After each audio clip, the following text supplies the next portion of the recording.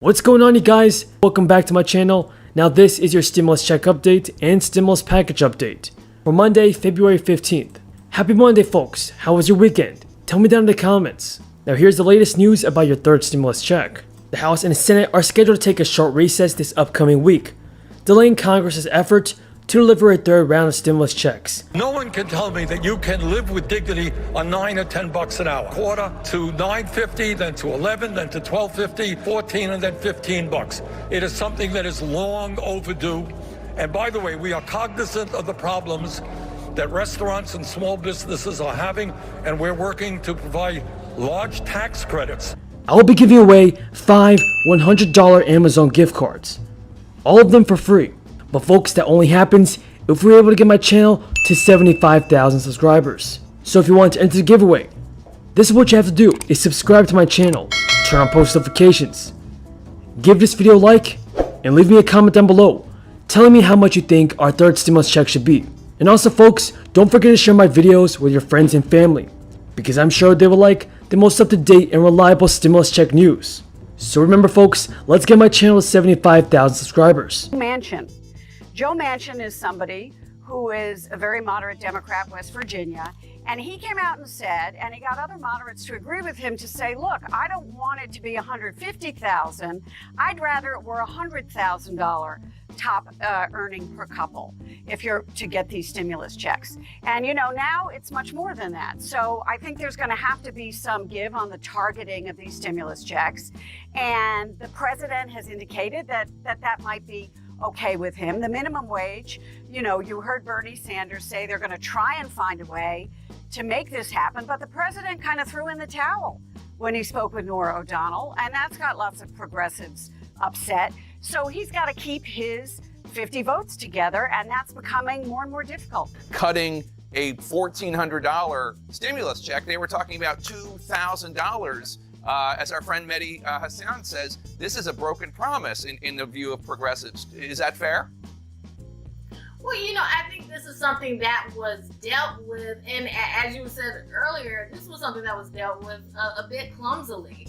This issue of whether the $600 was a down payment on, you know, what, and that they would get $2,000, but certainly some voters likely heard that they were going to get $2,000 checks, and now they're talking about $1,400 checks, and it may not even go to the same people, or not as many people may get the $1,400 checks. So this is something about messaging and the message that you send forth, and being clear when you're campaigning and making those promises exactly what people are going to get. That's what Democrats are going to have to pay a price for. And Gloria, while dealing with all this, the new Senate Majority Leader Chuck Schumer is also trying to fend off possible primary challengers from the progressive left at home in New York. The New York Times writes, quote, armed with a sweeping set of policy promises, he's courting the activists, organizers, and next generation elected officials in New York who would likely make up the backbone of any effort to dethrone him should one ever arise. It's kind of the Ed Markey approach to keeping his Senate seat, fending off the challenge from Joe Kennedy. Is there a risk that if it's a smaller than expected COVID deal, that could hurt Schumer? Sure. Look, he's trying to cover his left flank, and it's a really large problem. I mean, you have AOC out there saying that you can't cut back the income level of those who are entitled to get these checks, pushing for the minimum wage increase. And you have the president listening to moderates within his own party. He's also listening to some Republicans. Lawmakers will reconvene on February 22nd when they will iron out the outstanding details of President Biden's $1.9 trillion proposal. House Speaker Pelosi told reporters on Thursday that she hopes the relief package will be approved by the end of February, so we can send it to the president's desk before unemployment benefits expire on March 14th. According to Fox Business, the House Ways and Committee recently approved a portion of Joe Biden's plan. Other parts of the bill will continue to be voted on one by one, as the Democratic-led Senate plans to use budget reconciliation to bypass opposition from Republicans. The proposals cannot move out of committee until they are voted on when the House reconvenes.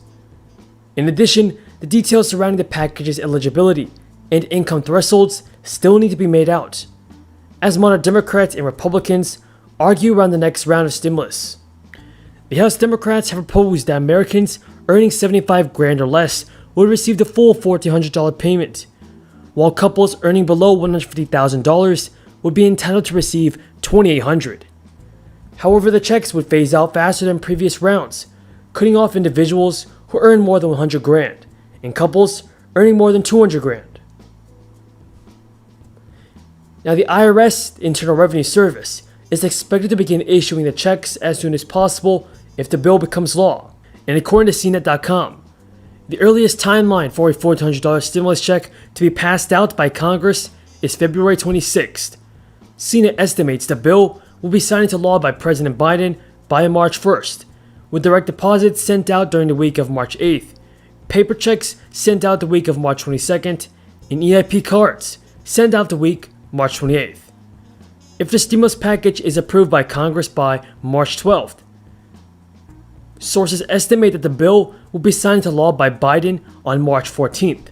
Stimulus checks will then be distributed via direct deposit during the week of March 22nd, with paper checks being distributed during the week of March 29th, and EIP cards being distributed the week of April 5th. In addition to stimulus checks, the measure could also expand tax credits for low-income workers and families paying for care for adults and children. Most American parents would receive $3,000 a year for every child ages 6 to 17, and $3,600 a year for every child under age 6 under the current bill. Now, if everything goes according to plan, and Biden signs the bill during the first part of March, the IRS may need just a few days to start pumping out stimulus check payments again, and that means you can receive your next infusion of cash as soon as middle part of March. Now, for those of you on unemployment benefits, extending unemployment benefits to September, a $1,400 check would allow 22.6 million adults to pay their expenses for at least 4.5 months without incurring additional debt or eating further into a depleted savings account. Now, if the checks are sent on March 1st, these payments would allow 22.6 million Americans to pay their bills in full through the middle of July. Now, for SI and SSDI, you're actually not entitled to your full monthly benefit based on your earnings record until you reach full retirement age, which, if you're born in 1960 or later, is 67. Filing at any point before full retirement age will cause your benefit to be reduced on a permanent basis. So the longer you wait to file, the more money you stand to collect each month as a senior. You're also allowed to delay your filing beyond full retirement age, and if you do, your benefits will increase by 8% a year up until you turn 70 years old. And share my videos with your friends and family. Remember folks, this is a $500 Amazon gift card giveaway.